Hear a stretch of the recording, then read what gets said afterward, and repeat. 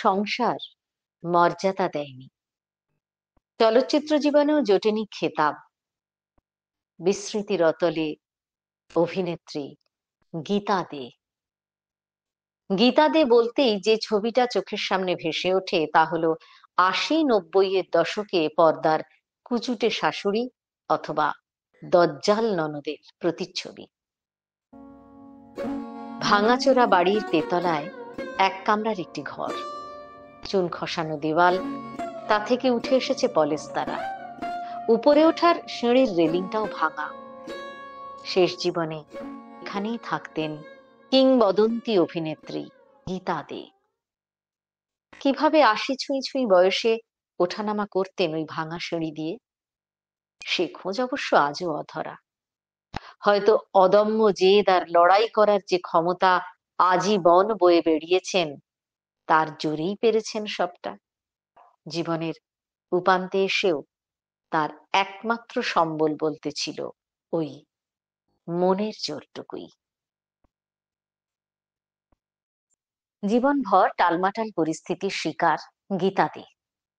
জন্ম উত্তর কলকাতার দর্জিপাড়ায় ১৯৩১ সালের ৫ই অগস্ট। বাবা অনাদি বন্ধু মিত্র ছিলেন পেশায় একজন ডাক্তার। যদিও বাবার সান্নিধ্য বেশি দিন পাননি গীতা দে। মাত্র ৫ বছর বয়সেই পরিস্থিতি তাকে টেনে নিয়ে যায় আদালতের দোরগোড়ায়। মা বাবার বিবাহ বিচ্ছেদের পর মা রেণুবালার কাছেই থাকতে চেয়েছিলেন ছোট্ট গীতা। লড়াই শুরু সেই থেকেই। নিশ্চিন্ত জীবনের ঘেরাটোপ থেকে নিমেষে বেরিয়ে এলেন গীতা দে। সংসারের অভাব কোনোদিন বড় স্কুলে ভর্তি করতে পারেনি তাকে। রোজগারের তাগিদে নামতে হয় ছোট বয়স থেকেই, তাই বেশি দূর পড়াশোনা করারও সুযোগ হয়নি তার। মাত্র ৬ বছর বয়সে মায়ের হাত ধরেই প্রথম চিনতে শুরু করেন অভিনয় জগৎকে। নাটকের দলে নাম লেখালেন গীতা দে। প্রবোধ গুহর মঞ্চে তখন মহড়া চলছে বিখ্যাত কালিন্দী নাটকের। সেই নাটকেই গান গাওয়ার সুযোগ হয় ছোট্ট গীতার। মাসিক আয় ৫ টাকা। শুধু গান গাওয়াই নয়, তার পাশাপাশি অভিনয় করতেও শুরু করলেন ওই বয়সেই। এর আগেই অবশ্য বাবা অনাদি বন্ধু মিত্রের নজরে আসে মেয়ের গান ও অভিনয়ের প্রবল ঝোঁক। প্রতিবেশী গায়িকা রাধারানী দেবীর কাছে তালিম নেওয়ার ব্যবস্থা করে দেন তিনি। তার কাছেই গীতার প্রথম জীবনের নাচ, গান এবং অভিনয় শিক্ষা। গীতা দে বলতেই যে ছবিটা চোখের সামনে ভেসে ওঠে তা হলো ৮০-৯০-এর দশকে পর্দার কুচুটে শাশুড়ি অথবা দজ্জাল ননদের ছবি। বাস্তব জীবনে অমন সাদামাটা মানুষটা কি অবলীলায় যেন যথাযথ হয়ে উঠতেন প্রতিটি চরিত্রেই।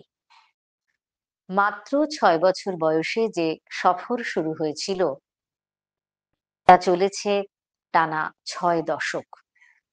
চরিত্র নিয়ে বাদবিচার করার সুযোগ তিনি পাননি।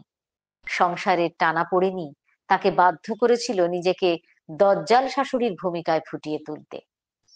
অভিনয় দক্ষতা যে তার মর্মে মর্মে প্রথিত ছিল তা বোঝা যায় বাস্তব গীতা দে এবং চরিত্রের গীতা দে, এই দুই ছবির তফাৎ দেখেই। ভানু বন্দ্যোপাধ্যায় তার আত্মজীবনীতে লিখেছেন, গীতা দে ভীষণ শক্তিশালী অভিনেত্রী। ও ভালো গানও জানে।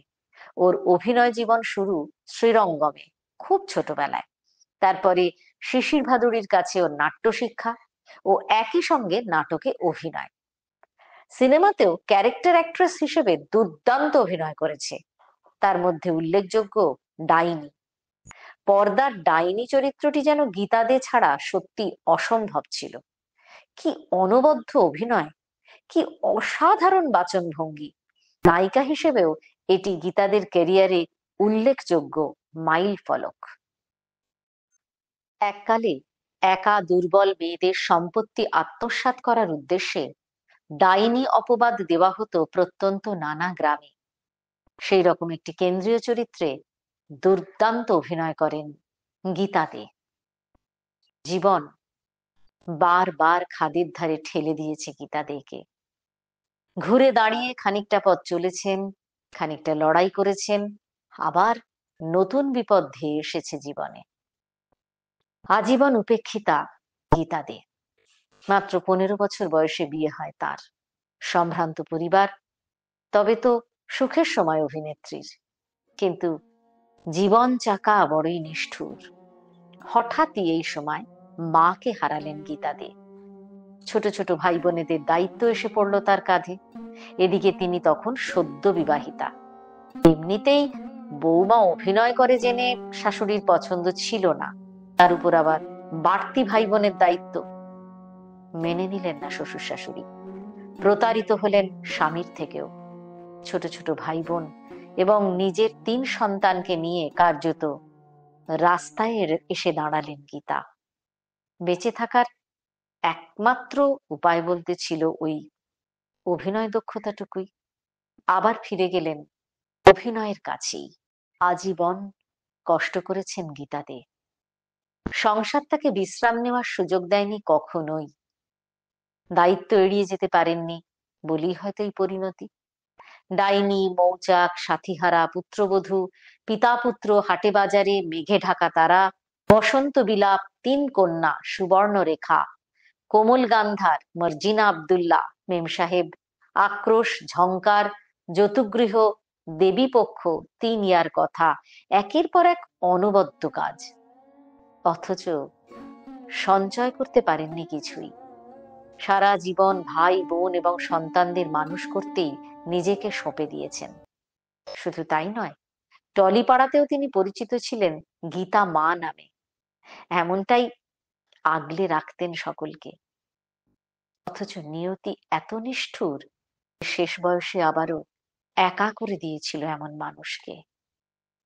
আবার নিঃসঙ্গ জীবন। শোনা যায় শেষ বয়সে শাড়ির ব্যবসাও করতে হয়েছে ডাকসাইটে এই অভিনেত্রীকে। গীতা দে নামটা যেন কেমন করে কালের গর্ভে তলিয়ে গেল। এ দায় কার? শুধু তার পরিবারের? বাংলা ইন্ডাস্ট্রির একেবারেই কোনো দায় নেই এতে। গীতাদের অভিনয় দেখে মুগ্ধ হয়ে এক বিদেশি পরিচালক বলেছিলেন, ইউরোপ বা আমেরিকায় জন্মালে অবশ্যই অস্কার পেতেন অভিনেত্রী।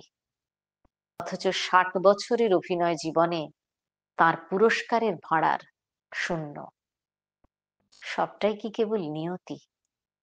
কেন আজও বিস্মৃতির অতলে অনবদ্য অভিনেত্রী? এই সহজ অঙ্কের হিসেব মেলে না কিছুতেই। লেখা তপু দেবনাথ।